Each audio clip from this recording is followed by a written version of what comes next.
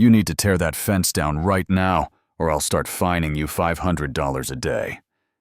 That's how it started, 6 in the morning, dew still on the grass, and Karen Whitmore, the HOA president, is on my shoreline, like it's her stage, while her grown son is balancing on my dock with a beer like it's his vacation rental, and I'm barefoot in pajama shorts, wondering how the place my uncle left me turned into somebody else's power trip.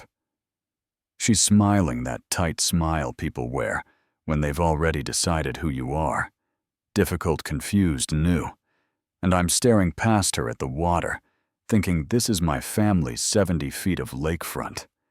Not a community suggestion, not a maybe it's written in the county records, and still, she says it like a fact, like gravity that the beach is shared access, and I should stop blocking my neighbors from enjoying it.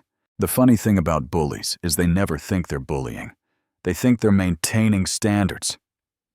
You know what I mean? And I wanted to believe it was a misunderstanding. I wanted to be the reasonable guy. But then the notes started, and the mask came off. First week in Maple Ridge Estates, I tried to keep my head down. Northern Georgia pines higher than the streetlights, frogs louder than the traffic. The house, a cedar wraparound with windows that catch the lake like copper every evening. Peace in a driveway of gravel, and a neighbor named Mr. Lawson, who brought me sweet tea and said, "Keep your paperwork. You're going to need it," then gave me that look. Older folks give when they've already seen the movie I'm about to star in. Day 5. A slow knock, a quick twist of the handle like she owns the lease, there stands Karen with a clipboard and a welcome packet thick enough to stun a trout. The whole pitch about order and property values, and how we've always treated that shoreline as community frontage. And I say calmly, because I still believe in calm. No.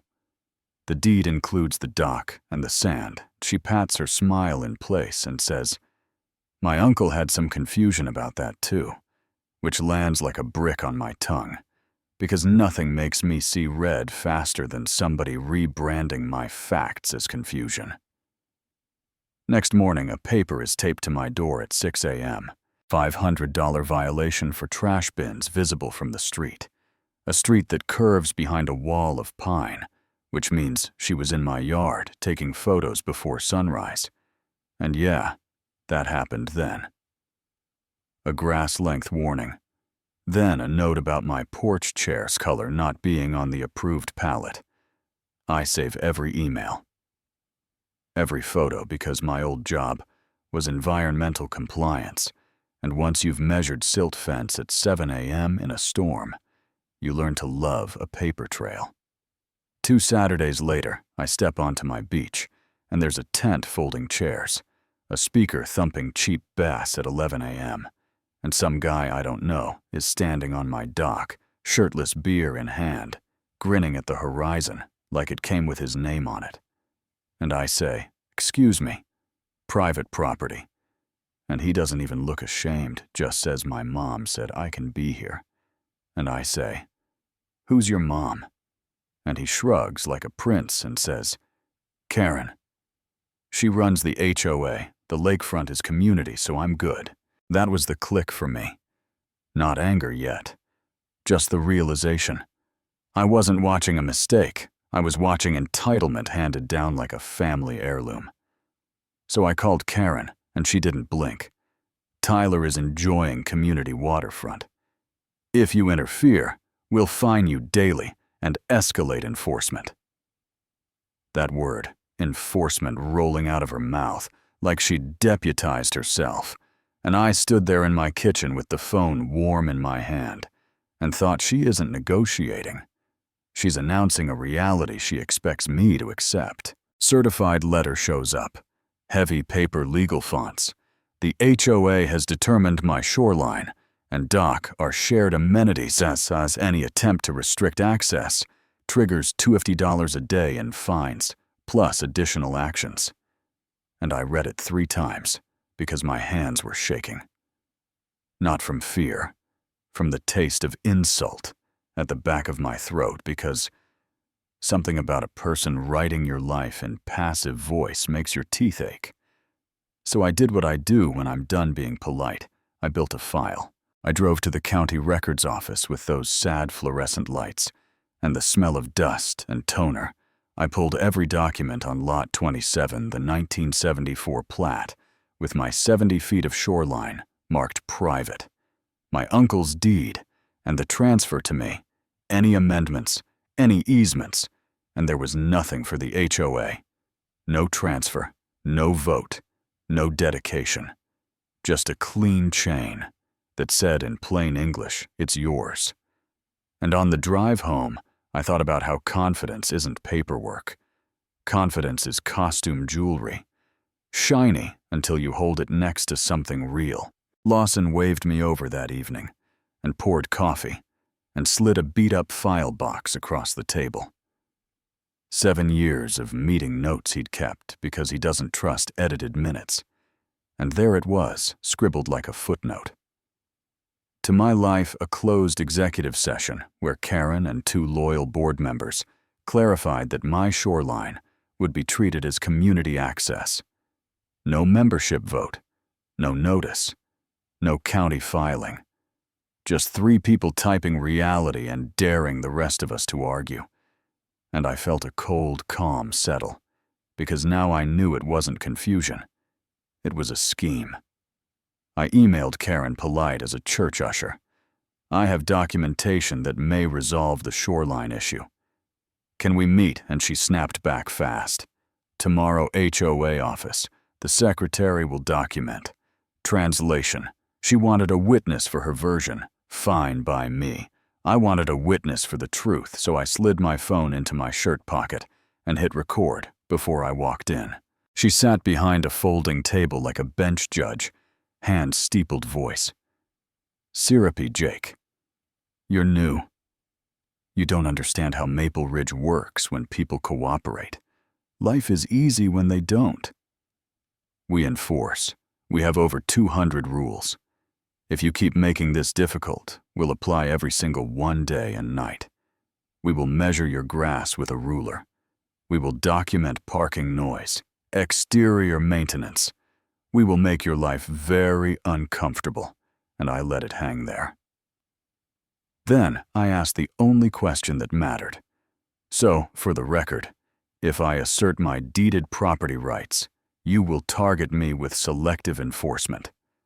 And she smiled and said, the line that lit the fuse homeowners who don't cooperate have a harder time here. That's just reality. And that was it, the twist. The moment the story stopped being me versus a binder and became abuse of authority in her own voice, I hired a surveyor named Marcus, 20 years of boundary work. Beeping in the morning light, orange stakes, hammering a bright line from my porch to the water. And when he read me the numbers, your property line is exactly where the records say your shoreline is yours. Whoever told you otherwise was lying. I felt my shoulders drop for the first time since I moved in.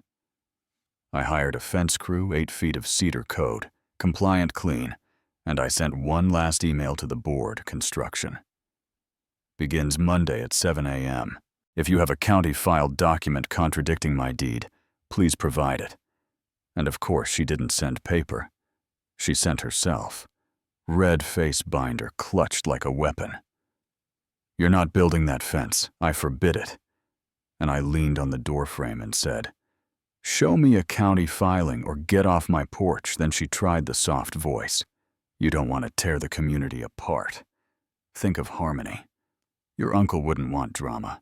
And I answered with the simplest truth. I own, and my uncle wanted people off his dock, and I'm finishing what he started.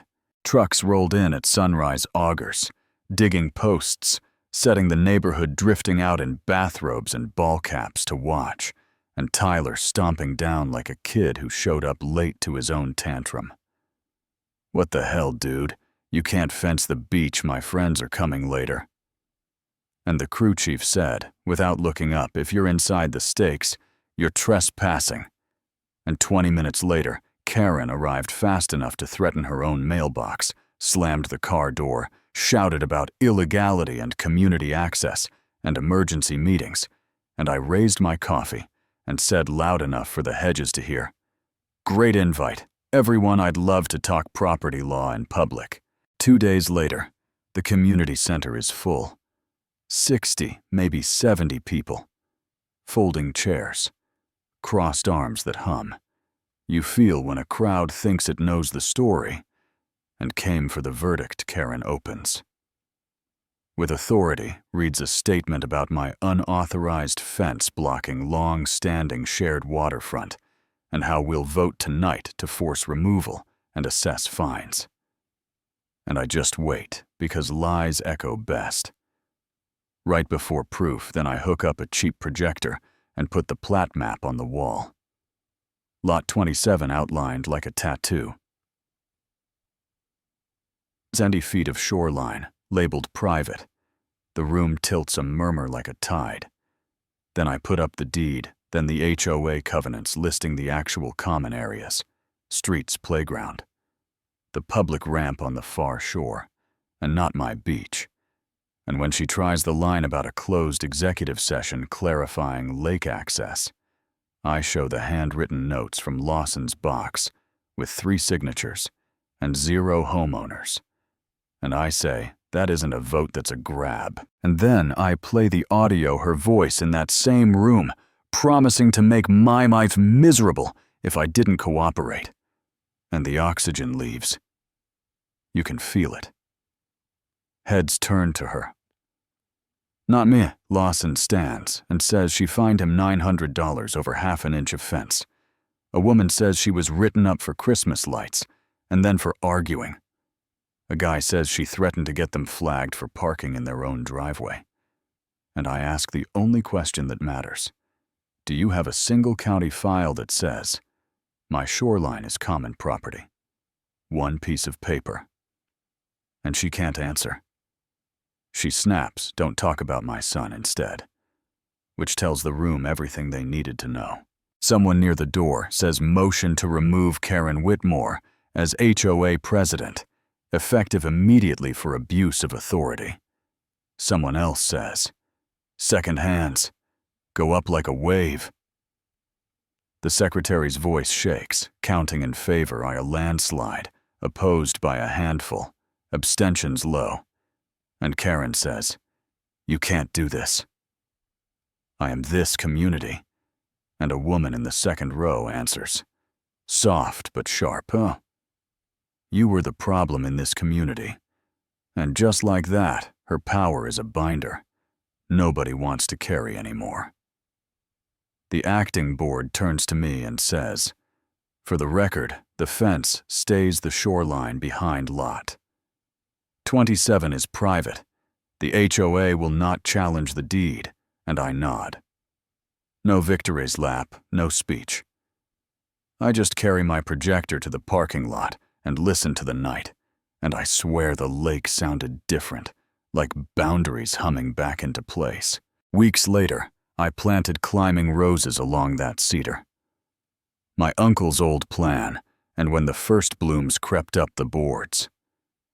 It hit me, the fence she called selfish ended up being the thing that pulled neighbors into the same room to look each other in the eye and say, "Did she do that to you too?" So tell me this, did Karen truly believe she was protecting property values, or did she know she was stealing and gamble that nobody would stand up? And at what point would you have snapped in my shoes the 6 a.m.? Fine, the sun on the dock. The letter, the threat in that meeting. Drop your take in the comments. Tell me your HOA stories. Tell me where you're watching from. And if you think sunlight is still the best disinfectant, hit like, and share this with the one neighbor who needs the courage to draw a line.